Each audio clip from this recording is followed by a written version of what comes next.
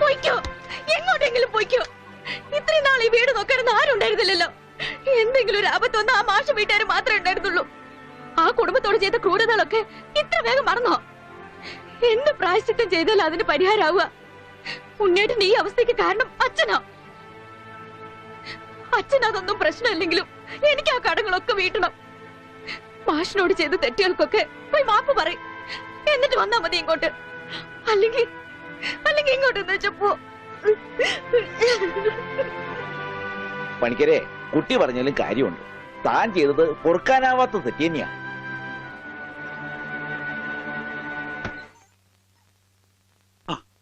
എന്താടോ എന്തേ കാണിക്കുന്നേ? എന്നോട് പൊറുക്കണം മാഷെ. മാഷോട് ഞാൻ തെറ്റുകൾ മാത്രമേ ചെയ്തിട്ടുള്ളൂ. എനിക്കത് തിരുത്തണം. മാഷുടെ ഉണ്ണിയെ ജീവിതകാലം മുഴുവൻ നോക്കാൻ എന്റെ അമ്മൂന് സമ്മതം. എനിക്കും അത് സമ്മതം.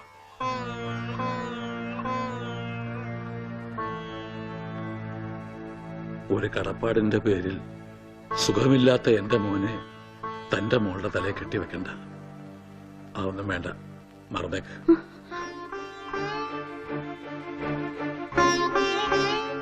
മോളെ, നീ ചെയ്യുന്നത് വലിയൊരു ത്യാഗമാണെന്ന് എനിക്കറിയാം. പക്ഷേ അങ്ങനെ ആർക്കെങ്കിലും വേണ്ടി പാഴാക്കി കളയാനുള്ളതല്ല നിന്റെ ഈ ജീവിതം. വെറും ഒരു കടപ്പാടിന്റെ പേരിലല്ല മാഷെ. തിരിച്ചു വരില്ലെന്ന് നാട്ടുകാർ മുഴുവൻ പറഞ്ഞിട്ടും ഉണ്ണിയേട്ടന് വേണ്ടി ഇത്രയും വർഷം മാഷ് കാത്തിരുന്നില്ലേ? അതുപോലെ ഉണ്ണിയേട്ടന്റെ അസുഖമാണ് തടസ്സമെങ്കിൽ അത് മാറുന്നതുവരെ കാത്തിരിക്കാൻ ഞാനും തയ്യാറാണ്. ഈ കുട്ടി പറഞ്ഞത് വെറും ഒരു ഫാദറായ എനിക്ക് മനസ്സിലായി. ഈ ഫാദറിന് മനസ്സിലായോ? ഇനി എന്തോന്ന് ആലോചിക്കാൻ. നിശ്ചയത്തിന് പന്തല് വേണോ വേണ്ടയോ എന്ന് മാത്രം പറഞ്ഞാ മതി. ബാക്കി കാര്യം ഞങ്ങൾ ഏറ്റു. അത് കഴിഞ്ഞിട്ട് ഇലെടുത്ത് കളയും. അത് കഴിഞ്ഞ് രാത്രിയില്ലേ? രാത്രിയില വാതിലൊക്കെ അടച്ച് കുറ്റിയിട്ടിട്ട് കിടന്നുറങ്ങും. കളഞ്ഞു. കൃഷ്ണകുട്ടി വരച്ചത് പറ്റതല്ലേ? വാലൊക്കെ അടച്ച് കുറ്റിയിട്ടിട്ട് പാന്റ് കഴിച്ചിട്ട് മുഴുവൻ കഴിക്കണ്ട. പാന്റ് മുഴുവൻ അഴിച്ചോ, മുഴുവൻ അഴിച്ചോ. പാന്റ് കഴിച്ചിട്ട് അഴിച്ചിട്ട് നേരെ പോയി മൂത്രം വെച്ചിട്ട് കിടന്നുറങ്ങും.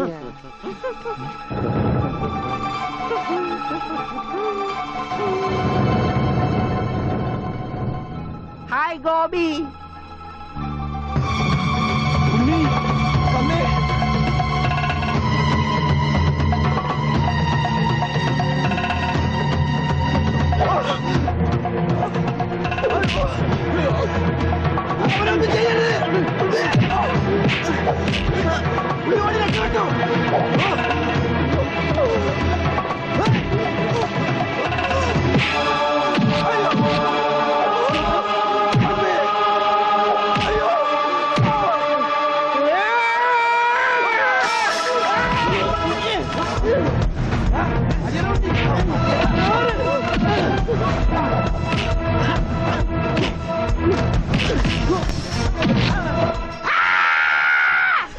അത് കൊള്ളാം. നിർത്തിയിരിക്കണം, എന്നാലല്ലേ ശ്വാസം വിടാൻ പറ്റുള്ളൂ. ഈ സ്പൈഡർമാനൊക്കെ സമ്മതിക്കണം.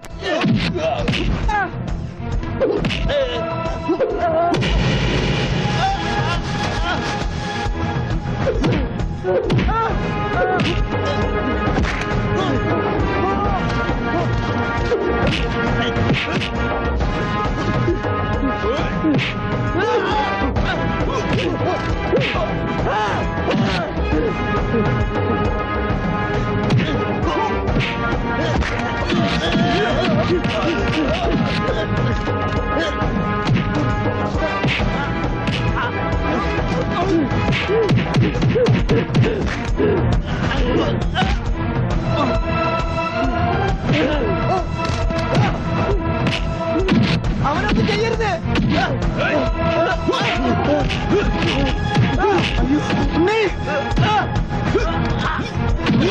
അവനെ തല്ലരുത്, അവനെ തല്ലരുത്, എന്നെ തല്ലരുത്.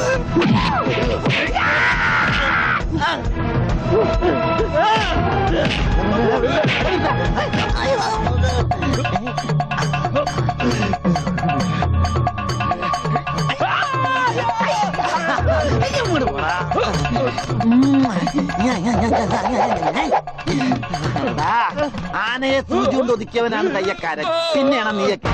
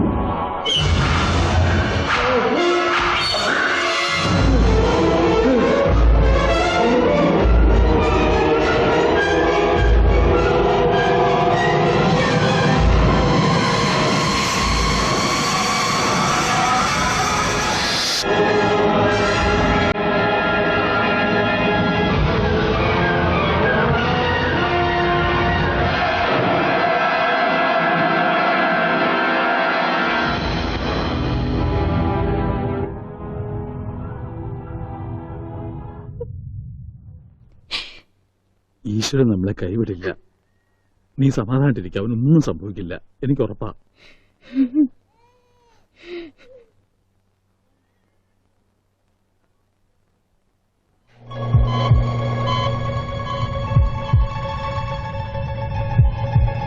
There is no intracranial hematoma, no space occupying lesion.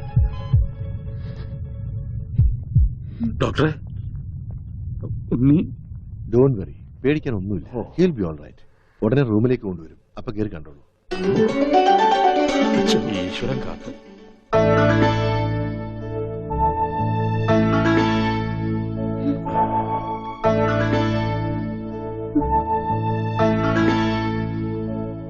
ഉണ്ണി,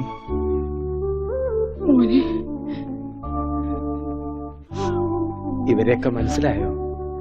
അച്ഛൻ, അമ്മ, ദേ അമ്മു.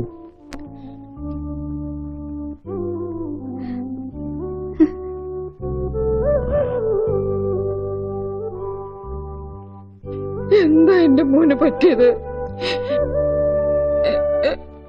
എല്ലാവരും ഒന്ന് കുറച്ചു നേരം പുറത്തേക്ക് ഇറങ്ങി നിൽക്കുക. ഒന്നിറങ്ങിയത്.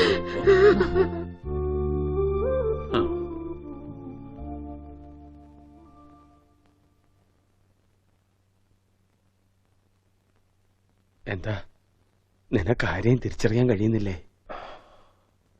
അവര് എവിടെയോ ഒരു ഓർമ്മ പോലെ.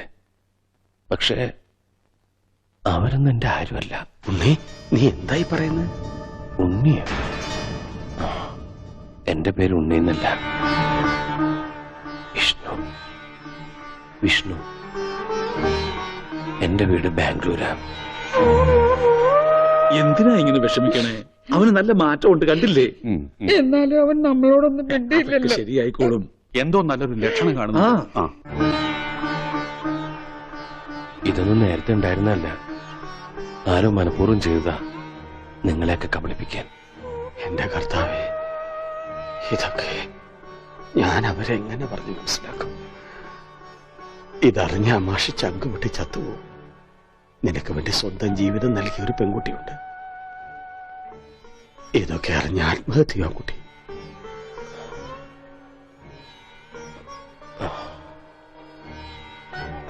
വിഷ്ണു, ഒരു ഗ്രാമം മുഴുവൻ നിന്നെ സ്നേഹിച്ച കഥ നീ അറിയണം. ഇലയുടെ വലിപ്പം ഒരല്പം കുറഞ്ഞോ കുഞ്ഞൊരിച്ചേട്ടാ? 4 കൂടെ വലിച്ചു കയറ്റ്. അപ്പൊ ഇലയുടെ നീളെ കൂടുവന്റെ പാപ്പാനെ. സത്യം. അല്ല, ഞാനൊന്ന് ചോദിക്കട്ടെ, എന്താണ് ഈ സദ്യയുടെ ആവശ്യകത? ഇതൊരു പാഴ്സലമല്ലേ? എടാ ഓമനക്കുട്ട, നീ സാമ്പിൾ പഠിക്കണത് കേട്ടിട്ടുണ്ടോ? ആ. അതുപോലെ വരാനിരിക്കുന്ന കല്യാണത്തിന്റെ സാമ്പിൾ സദ്യയാണിത്. ആ, എന്നാ കല്യാണത്തിന് സാമ്പിൾ അങ്ങനെ നടത്തിക്കോ. ഒരു നല്ല ദിവസമായിട്ട് ഇങ്ങനെ ഇടം തിരിഞ്ഞു നിൽക്കാതെ വന്നിരുന്നു ഉണ്ണാ. ആ, എനിക്ക് വേണ്ട. വേണ്ട, അതൊക്കെ ആദ്യം അടുക്കളന്ന് വിഴുങ്ങി കഴിഞ്ഞു. ആ സദ്യ ഇത് മേടിച്ചു വിളമ്പടാ. ആ, മറ്റേ ഭാസ്കരന് കുറച്ച് നാരങ്ങച്ചാർ കൊടുക്കൂ. പേപ്പിടിച്ച് അവിടെ ദുഷ്ടൻ. ലക്ഷ്യം പുളിശ്ശേരി ആയാലോ?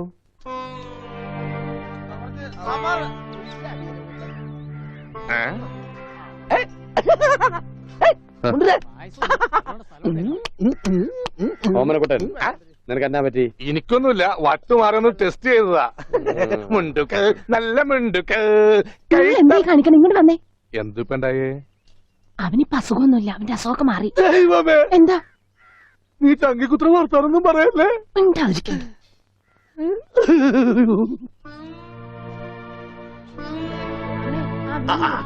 ഇവിടെ ഇരിക്കുകയാണോ? അവിടത്തെ ഊണ് തുടങ്ങി. എന്താ മോനെ വല്ലാതെ? എന്താ ചോ? ഒന്നുമില്ല, യാഥാർത്ഥ്യത്തിലേക്ക് ഇറങ്ങി വരുമ്പോ ചിലർക്ക് ഇങ്ങനെയൊക്കെ ഉണ്ടാവും. അതൊന്നും കാര്യമാക്കട്ടെ. ഞാനങ്ങ് പേടിച്ചു. ഇനി പേടിക്കാനൊന്നും ഇല്ല മാഷെ. മുഹൂർത്തം കുറിച്ച് കിട്ടി. ഇടവം 10 രാവിലെ 9:30ക്കും 10 ഇടയ്ക്ക്. ഓ ഈശ്വര, ഇനിയെല്ലാം മംഗളായിട്ട് നടന്നാ മതി. ജാതകം കണ്ടപ്പോ തന്നെ ജോത്സ്യര് പറഞ്ഞു ശ്രീരാമന്റെ നക്ഷത്രമാണ്. അതെ, വനവാസം കഴിഞ്ഞു. ഇനിയിപ്പോ സീത ഇങ്ങോട്ട് കിട്ടിയാ മതി. നടന്ന് ക്ഷീണിച്ചതല്ലേ, കൈയോടെ ഊണ് കഴിച്ചാട്ടെ. മോനെ വന്നേ അച്ഛൻ.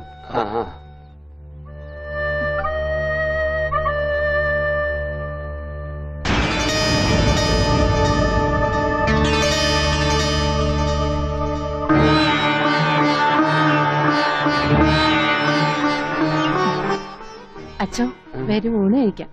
വേണ്ട, എനിക്കൊരു ഗ്ലാസ് വെള്ളം തന്നാ മതി. ഉണ്ണിയോ?